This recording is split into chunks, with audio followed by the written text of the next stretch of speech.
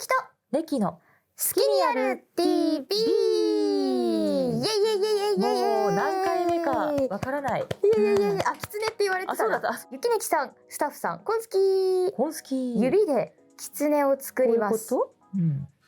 こんすき。コンスキー。ぜひキツネポーズを流行らせてください。いいんですか？そのコンスキー。うん。コンスキー。コンスキー。コンスキー。なんで名詞でやるんだよ、流行らせるなら。確かに。次回からやってるんですよ、コンスキー。怖い。これ皆さんね、名詞見てください。ね。いやいやいやいやいやいやいやいや。壊れた。どうが正解なんですか？ね。どう？好きにやる T B。私はこうかな。うん。何このシーン？ね、だんだんやっぱりこう自分っていうものが分からなくなってくるよね。歌舞伎？ね、ここで今日はあれらしいよ、ゆきさん。はい。16タイプ性格診断って知ってますか？はい。16タイプ性格診断って知ってますか？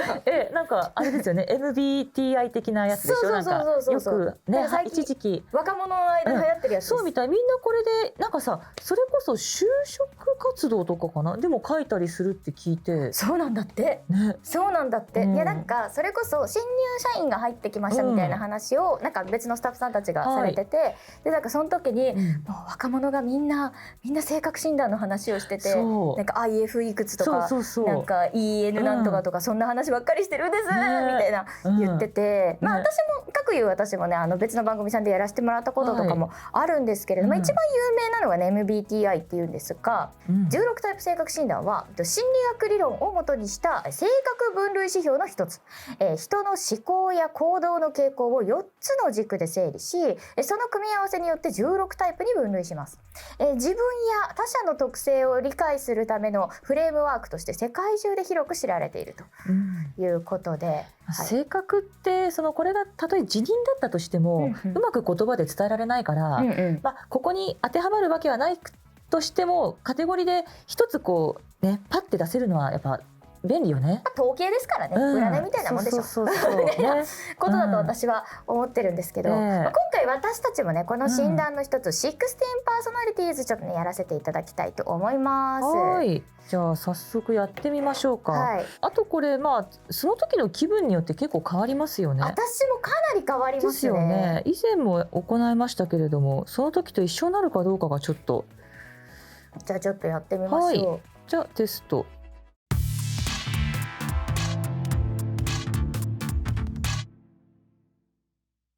定期的に新しい友人を作っている。まあそうっすね。全然ごめんないわ。本当？定期でもいろんな人とご飯食べに行くイメージありますけどね。じゃあ友達だったんだ。そうか、友達の範囲の違いとかもあるのかこれ。友達とは、私ここで友達とはってなっちゃうんですよね。そっかそっか。単純明快なアイデアより複雑で斬新なアイデアの方がワクワクする。はい。そう思います。ものによるな。どうしよう、極端になっちゃう。事実に基づいた議論よりも感情的に響くものに説得力を感じる。いや、そう思わないな。ものによるな。これそうなんですよ。そう。ものによるな。感情か議論かってこと？そう。だってさ、仕事を感情でされたら嫌だけどさ、作品見たら感情を動かしたいじゃん。そうね。それ全然違くない？でもじゃあ感情とはみたいな。感情も細かく分けていくと、もしかしてそうか、説得力って言われたら議論だな。自分の生活と仕事の空間は清潔で整理整頓されている。そうっすね。大きなプレッシャーがあっても通常冷静でいられる。そうでもないな。意外。まあいや、プレッシャーですね。人脈を広げたり知らない人に自分を売り込んだりするのはとても大変だと感じる。めっちゃ思う。そうでもないな。知らない人のこと基本嫌い。なるほど。知らない人の方が嫌いなんだ。そう、だから知ってる人にしちゃう。なるほど。面白い。仕事に優先順位をつけ効率的に計画を立て、期限よりかなり前に完了させることが多い。全然そう思わないです。絶対に申し訳ないですね。数字やデータより人々の物語や感情の方があなたに力強く響く。そうですね。そうじゃないな。予定表やリストなどの整理管理ツールを使うのが好き。めっちゃ好き。全然使ったことないよ。ダメな人すぎる。社会人。うん、些細なことでも間違えると自分の能力と知識全般を疑ってしまう、めっちゃそう。事前のアレンジなしに自分が興味のある人のところにいて話しかけるのは事前のアレンジ、事前のアレンジ、まあ事前のポイントってことだってこと、かな多分。興味のある人のところに話しかけるのは簡単。もう簡単まではいかないけどね。マジ場所によりますよね。いや打ち上げでって言われたら全然できるけど、例えばその人の会社に突然乗り込むって言ったらそれはすごいやっぱ非常識だしこれでも我々ちゃんと状況とか環境を考えちゃうんですよね。そうなんですよね、まあ、そう思わないかな。真ん中にしとく。なんかでも真ん中は逃げですよねこれね。わかる。そう真ん中は逃げなんですよね。クリエイティブな作品のさまざまな解釈についての議論には興味がない。でもまさかそれしかしてないよ。確かにそう思わないでね。行動方針を決めるとき、あなたは他の人の感情より事実を大切にする。行動方針を決めるときってどういうこと？事業においてってこと？いやこれ難しいな。自分が司会だったらどっちも大事にしないとって思うんですよね。でも事実、あと例えば自分が仕切ってる企画をどうするかって言われたら、事実を大事にしないと倒れるから。感情で動いちゃダメだからね。でも感情をないがしろにした企画はうまくはいかないから、真ん中は逃げだからな。でも私は真ん中にする。何の計画も立てずに一日過ごすことがよくある。まあマジでそれ。はい。会う人に好印象を残すかどうかはほとんど気にしない。まさかそんな芸能人ですよ。嘘。私めっちゃ気にしますよ。そんなチームで何かをするのが好き、そんなわけがない。もう好きかな。よく仲良くなれたね。真逆ですね。未経験の新しいアプローチを試すのは楽しいと感じる。もう好き。楽しそう。これですよね多分ね。うちらの仲良くなれたり。好奇心だけだ。完全に正直であることよりも思いやりを持つことを優先する。そうですね。難しいな。いやでもどうかな、本当のこと言わないとって時もあるな。どうでしょう。これニュートラルだな私。新しい経験や知識を積極的に追求する。まあまあそう。物事が悪い方向に向かうのではないかと心配がし、ちょっとあるな。基本的に最悪の事態をずっと考えてる。確かにな。グループで行う趣味やアクティビティより一人で行うものの方が楽しい。いやそんなことないな。どっちも楽しいけどね。いやどっちも楽しいな。そうそれはそう。どちらも良い。どっちでもいいな。もう一個真ん中にしよう。真ん中。真ん中よりちょっと右ぐらいにしました。仕事として架空の物語を書いている自分は想像できない。書いてる。そうね、あなたの場合はそう。からそう思わないでね。感情的な面を多少無視しても効率的な決断を好む。そうね。やらなければいけないことをしてからリラックスするのが好き。そうね。意見の相違がある場合、他人の感情をいたわるよりも自分の主張を証明することを優先する。そうね。そうか。ちょっと待って、意見の相違がある場合、そうか、難しいなこれ。社交の場では大抵最初に他の人が自己紹介するのを待つ。いや全然もう先に済ませちゃおうぜ。これもさ番手とかにもよりますよね。番手って確かにね。だって主役より先に私が4番手なのに名乗ったら、それちゃんと振られるって次誰々さん。いやでもさ社交の場って言ってるってことはこれイベントとかじゃないじゃん。そっか。確かに自分これ難しいね。例えば飲み会でとかって言われた時に自分からグイグイいけるかどうかみたいなところもあるのか。そう飲み会の時に乾杯の温度取ってよって主人公の人に言えるかって言われたらそれはないかなって思ったんだよな。そうは思わない。難しい。待つけど、もっと場合によるね。少なくともね。私が一番年長者とかだったらやるかも。そうね。とても急に機嫌が変わることがある。めっちゃある。あります。感情的な議論には簡単に動かされない。場合による。そうこれ全部場合によるんですよ。ギリギリのタイミングで最後にやっと何かを行うことが多い。ここ絶対そうゆきさんはねちゃんとしてる。倫理的なジレンマについて議論するのが好き。大好き大好き。一人でいるより人と一緒にいる方が好き。そう思わない。人と一緒にいる方が好きだよ。そうか、人だもんな。なんでよ。議論がとても論理的になると退屈に感じたり興味を失ったりする。全然そんなことない。全然そんなことない。なんか理論的じじゃない、むしろ議論の方がだるい。嫌だよね。感情的な議論とか嫌ですよね。それは議論じゃないんだよな。喧嘩なんだよ。そう。事実と感情が相反する場合、大抵は自分の心に従う。そうね。勘かな。勘に最終どっち持って立った時は勘に従うかも。事実と感情が相反する時か、難しいな。仕事や勉強のために一定のスケジュールを維持するのは難しいと感じる。はい。まあスケジュールの量にもよるかな。そうね、そう思わない。一度決めたらその決断を疑うことはほとんどない。はい。あれ？意外。ちょっと迷うかも。確かに。ちょっとは考えた方がいい、ね。PDCA サイクルは回した方がいいなっていう。友達は自分を活発で社交的な人間だと言うだろう。いや、絶対そんなことはない。ネキどうですか、私。いや、これ難しいよね。自分がどう思われてるか思わないっていう。でもね、いや、ゆきさんの場合は多分活発で社交的だと思われてる。思われてる。私が言われるゆきさん像は。あ、そうか。じゃあそう思うにした方がいいのか。そう。文章を書くなどさまざまな創造的表現に惹かれる。好き。はい。通常感情的な印象よりも客観的な事実に基づいて物事を決める。そうですね。感情でってむずくない？ね。物事を決めるとき。でもそういう人も確かにいらっしゃいますよね。感情で衝動で動いてるみたいな。そういうことか。ないな。衝動はないと思う。ないね。1日ごとのやることリストを作るのが好き。好き。やるかどうかは別として。不安はほとんど感じない。いや、もう常に不安ですよ。常に不安ですよ。電話はかけないようにしている。いや、マジでそう。残んないから電話は。いいね、それね、なんか。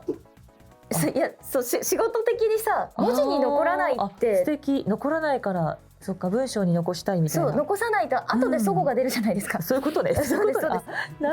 あんま素敵じゃないかも。馴染みのないアイデアや視点の探求は楽しい。クソ楽しいでしょ、こんな。はい。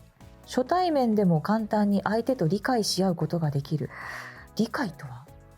本当それですよね。お前が理解していると思っているだけなんじゃないのか。理解とは思い込みか？仲良くなるってこと？おそらくここまで多分深いこと聞いてないんだと思う。初対面で嘘、次も飲みに行こうよって言えるかってこと？言える。だと思う。私もそれ好きみたいな。計画が途中で中断された場合、できるだけ早く再び軌道に乗せることが最も重要だ。はい。そうですね。それはそう。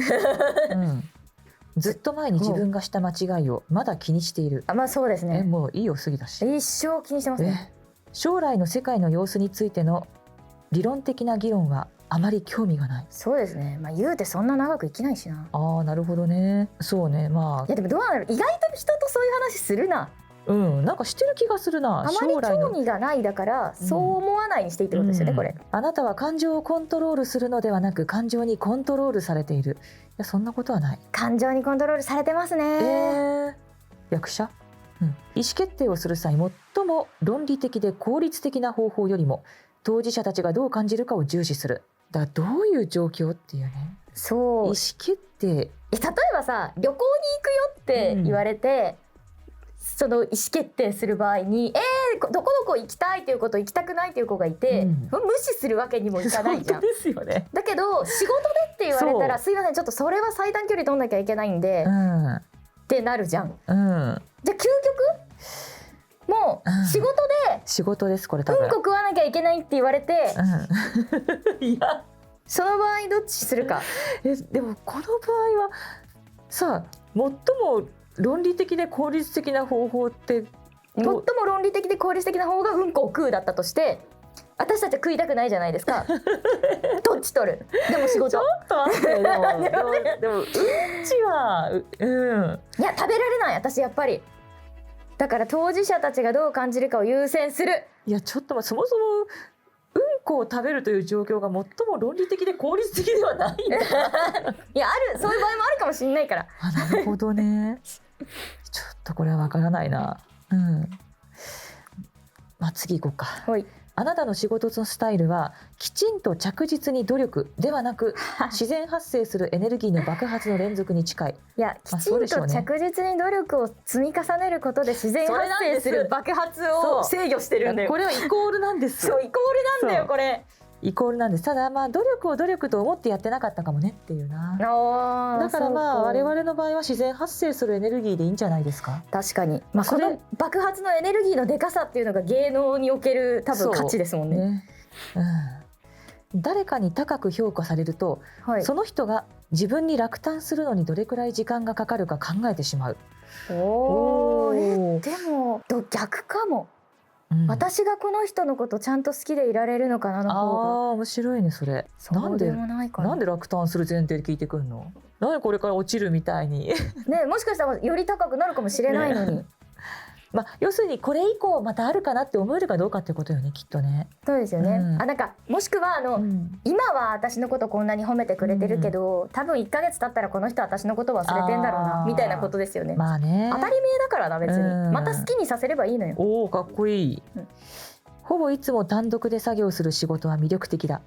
もう嫌いじゃないですよ、全然。抽象的な哲学的問題についてじっくり考えるのは時間の無駄だと思う。これが楽しいんだから人生なんて。待って、でも哲学は好きだから抽象的だぞこれ。考えてるのか本当に抽象的で。でも哲学なんて全体的に抽象的ですよ。そっか。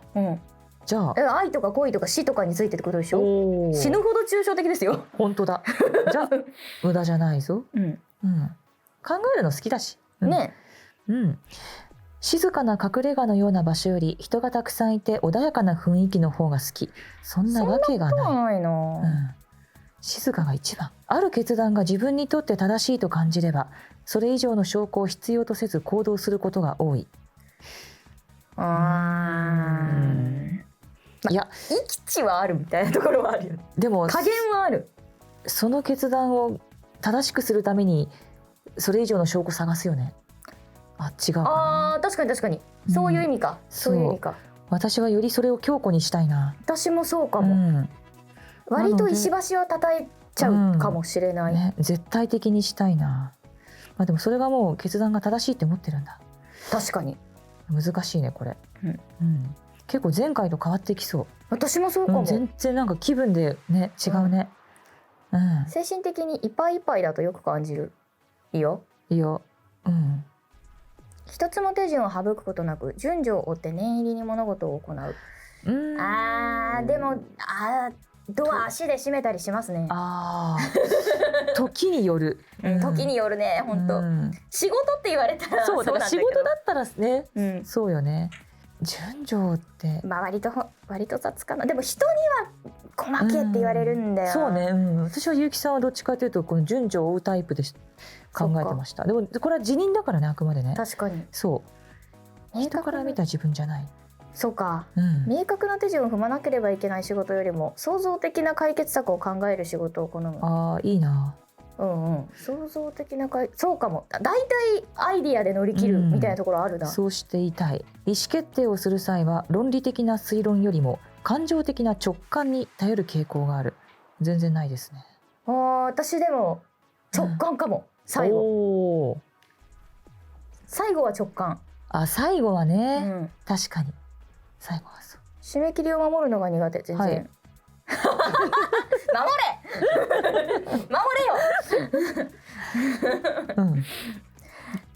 自分に関連する物事はうまくいくだろうと自信がある。じゃあこれで見てみよう。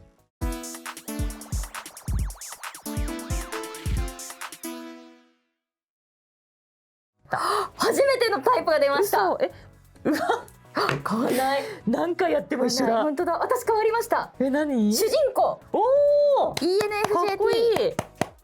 カリスマ性、共感力、理想主義という独特な気質の組み合わせを備えていて、どんな場面でも際立った存在感を示す傾向があります。かっこいい。他者を鼓舞し導く才能があり、周囲にプラスの影響を与えたいという強い願望を抱いているでしょう。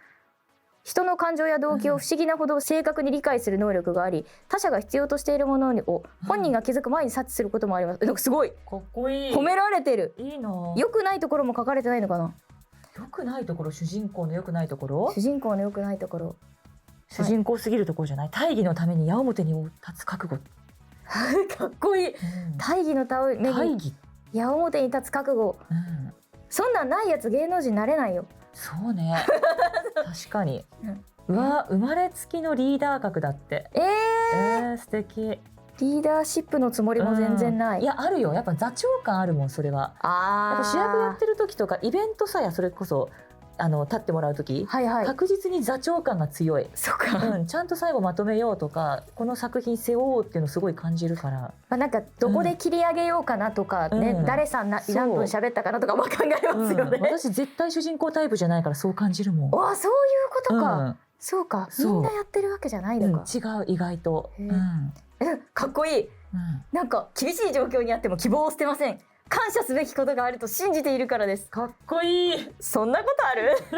本当これあおちゃんこんなになんかもうヒーローみたいな。私こんなだった。大変なんか背負うものがたくさんありそう。やばい。生まれながらの正義感が確かになんか闇属性っぽく見えて実は正義系なんですよね。どうなんだろう。別に闇属性でもないけど、そうか、意外と闇でもなかったのか。正義マンでも別にないけどね。マジ重要。確かにそうかも、意外とカオスじゃないのよね。でもなんか確かにこれはあかんやろっていうライン超えられたら割と戦っちゃうタイプかも。なんかちゃんとそこはね正しいことのために声を上げるっていうのがまさに。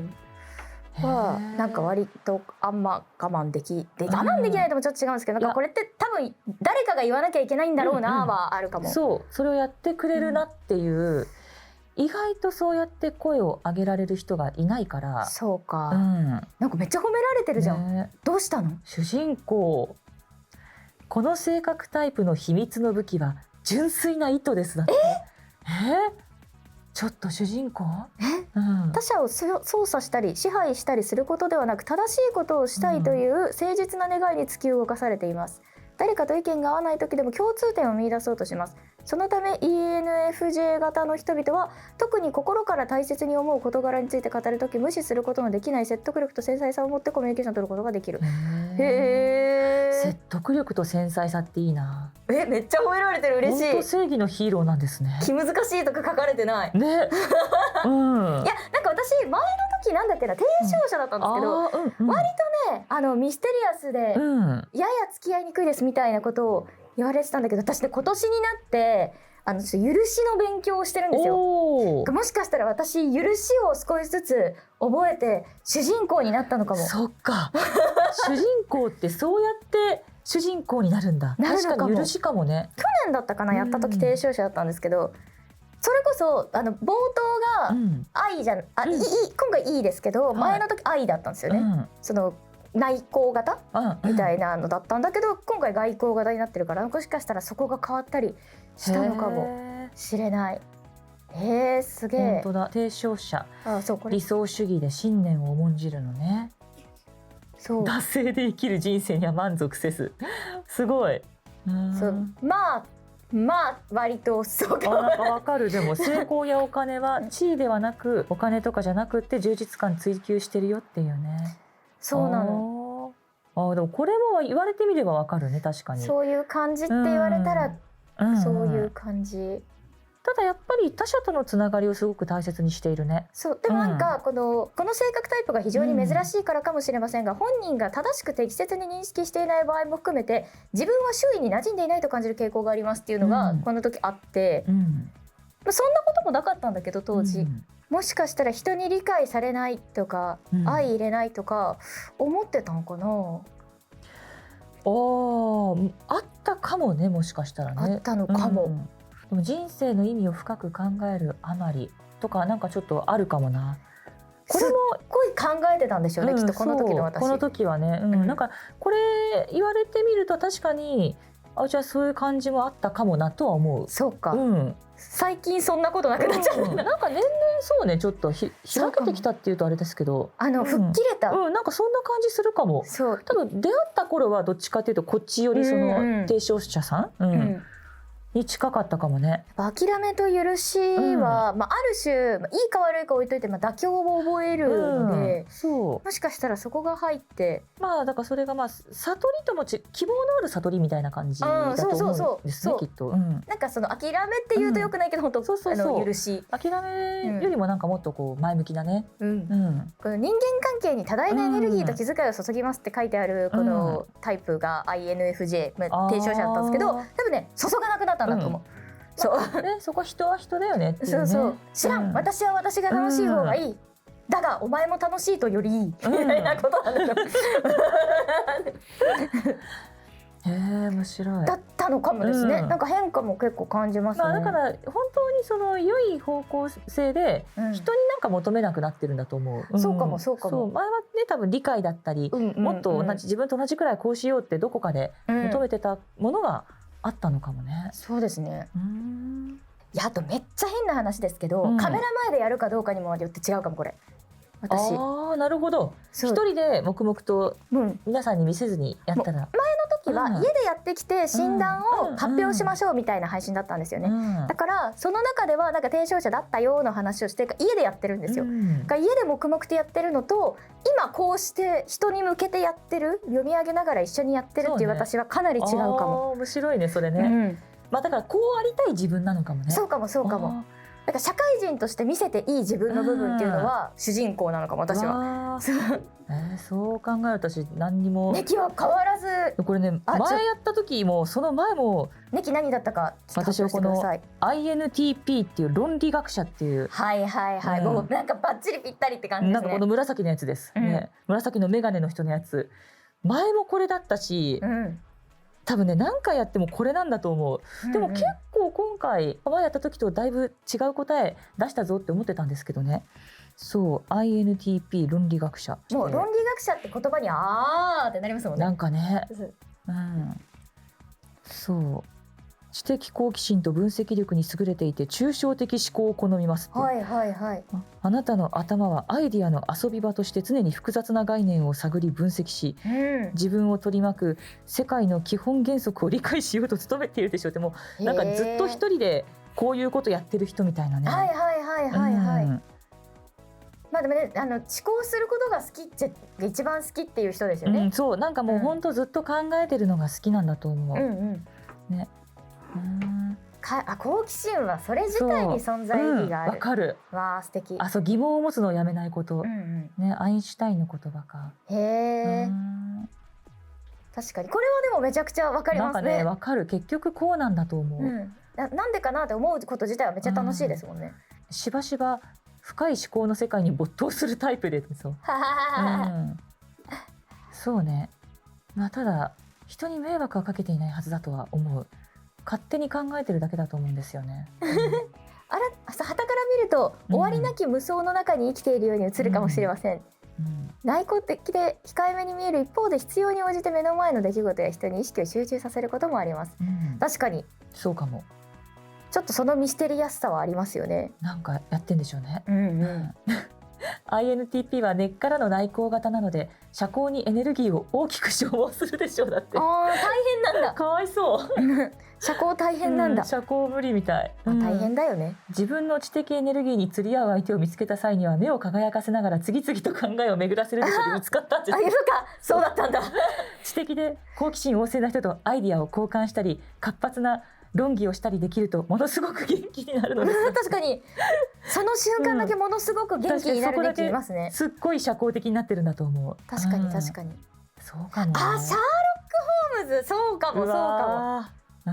なるほど。いいな、かっこいいですね。シャーロック・ホームズって言われるの。シャーロック・ホームズはかっこいいけど、でもこれかなり迷惑はかけてないと思うけど、確かにシャーロック・ホームズねやらかしますからね。そうね、だってこれ皮肉なことに INTP の言葉をいつも鵜呑みにする必要はないって書かれてるよ。そっか。不誠実であるわけではないけれど、いつも頭の中にアイデアや理論が溢れているため、そう何気なく口にしてしまうっていうね。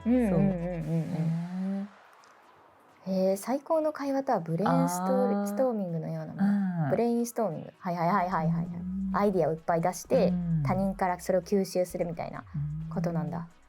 絶対主人公じゃないね、とりあえず。まあ、魔法ですよね。使うなら魔法ですよね。宇宙の謎。宇宙の謎って何？この世のあらゆることを理解したいと願っていますが、とりわけ理解に苦しむのが人間性。ダメじゃない。そうか。そうか。でも確かによくね、人間やめたいって言ってますもんね。そう、人間にすごい苦悩してる。でもそんな自分も人間だしみたいなね。そうか。へえ。無感情というわけではありません。大切な人を心から支えたいと思うのですが、どうしたらいいかわからないこともあります。だって。すごいなんか本当にシャーロックだな。なんか生きづらそう。自分のこといっぱい考えてることはあって、他人とも関わるのも好奇心として嫌いじゃないけど。でも好奇心だけで生きてるね。きっとでも人と関わると謎の方が増えちゃうんでしょうね。自分のキャパシティよりも。なるほどね。だからこそちょっと大変なのかも。INTP 有名人。そうか、これさっきも主人公もあったかな。あったかな。ね、ちょっと見たいね。誰だろう。アルベルト・アインシュタイン。アインシュタイン、本当だ。ね。隣の人はなんだろうね。ニュートン、本当だ、アイザック・ニュートン。へえ。本当学者さんばっかりですね。そうですね。ネオ。マトリックスの。それはさ、わかりやすくってわけだよね。別にネオが受けたわけじゃないよね。多分そうだと思う。ブルース・バナー。ハルクですね。なるほど。そうか、そういう人が出てくるんだ。ここに。ハルクじゃない方のブルース・バナーってことですよね。確かにちょっとイメージあるな。はいはい。こういう人たちなんだ。すごいわかる気がしますね。私のもあったんですかね。ちょっと主人公の人のね見てみたいね。ベン・アフリック。へえ。ジェニファー・ローレンス。ジェニファー・ローレンス。へえ。これ実在の人もね、架空の人も出てくるのね。ショーン・コネリー。ショーン・コネリー。性格って言われるとでもわかんない。もっとこう性格がわかりやすい人いないかな。確かに。意外とわかりにくい。偉大すぎてわからない。そう、なんか異形はわかるんだけど。偉人すぎて。そうだ。相性みたい。なんかどうやらこの我々のこの者同士で相性診断があるらしいので、ちょっと何でしたっけ、論理学者と主人公の相性をちょっと見ていければと思うんですが、絶対主人公同士じゃないもん。同じ作品できっと私6話くらいで出てくる。右腕左腕じゃないと思う。そっか。でもめっちゃこう良くなる。後から出てきて、そうですよ。なんか大体魔法使える人は後から出てくる。やっぱ便利ですからね、魔法の力って。後から出てきて、なんかすごくタッグを組む時がある。そうですよ。結構相性いいんじゃない？主人公をかける論理学者。真逆であることが相性いいのか悪いのかね。そう。微妙。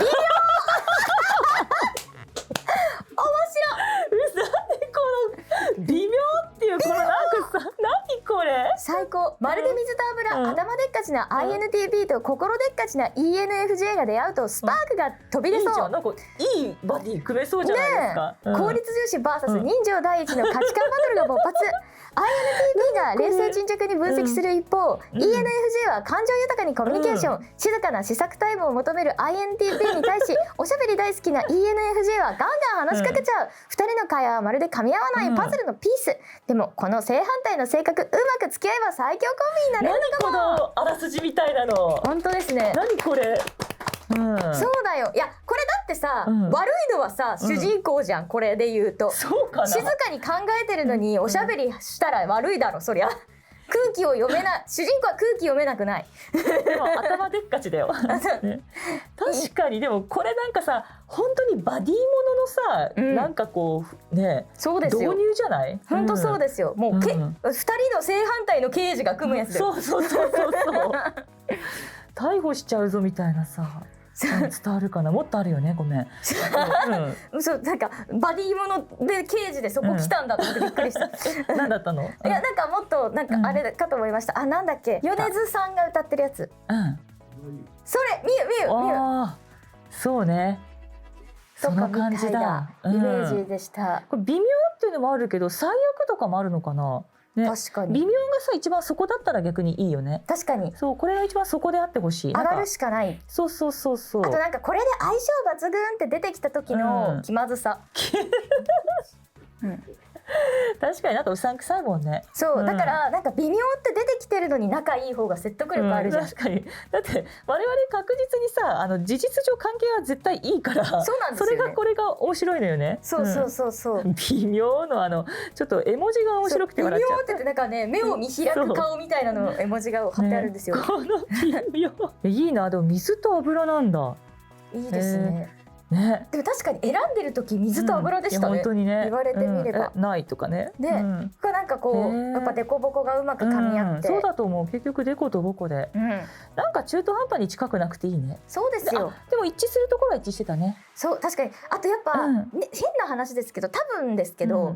ネッキーが求めてるものって自分の思考にないものじゃないですかきっと、他者との関わりの中でそれを求めてるから真逆の情報を求めてるんじゃない？そうだと思う。そうだと思う。そんな気はね薄々感じてた。だって同じだったら摂取する必要ないもん。そうだよね、それはでもなんかちょっと思うかも、やっぱ人を見てておもろいって思う感情って一番許しに近いから最近思うんだけど、それはありますね。我々最強コンビ目指してこれからもやっていこうと思うぜ。二人の会話はまるで噛み合わないパズルのピースでもこの正反対の性格うまく付き合えば最強コンビになれるかもみたいな。なれるかも何このあらすじ。そうそうそう本当なんか二人は最強コンビになれるのか。形成びっくりはてなはてな。本当にいや面白かった。ね。いや面白かったですね。ちなみに他皆さんどんな感じなんでしょうね。そういうのもちょっと面言でねなんか公開されてるそれこそ他の役者さんのお話とかもなんかしながらやっていければなと思います。なので皆さんもぜひやってみてください。やってみてくださいね。ここでお時間です。番組開始1周年となる2026年5月にリアルイベントを実施いたします。あえての配信なしでここでしか聞けないトーク展開いたします。特典付きチケットは皆さんが着用できるお面と私がデザインしたオリジナルシールが付きます。ありがとう。イベントの詳細は今後の配信や公式 X ご確認ください。番組ではリスナーの皆さんからのお便り募集しています。概要欄のメッセージフォームからお願いします。この番組はまだ知らない好きとつながろうキノコップの提供でお届けしています。ゆうきとねきのスキニアル TV オフィシャルグッズが発売中。詳しくは概要欄をチェック。またキノコップメンバーシップご登録いただくとメンバー限定の動画ご視聴いただけます。チャンネル登録と高評価、番組 X のフォローもよろしくね。それではまた次回お会いいたしましょう。スキニねー。うわ、何？何？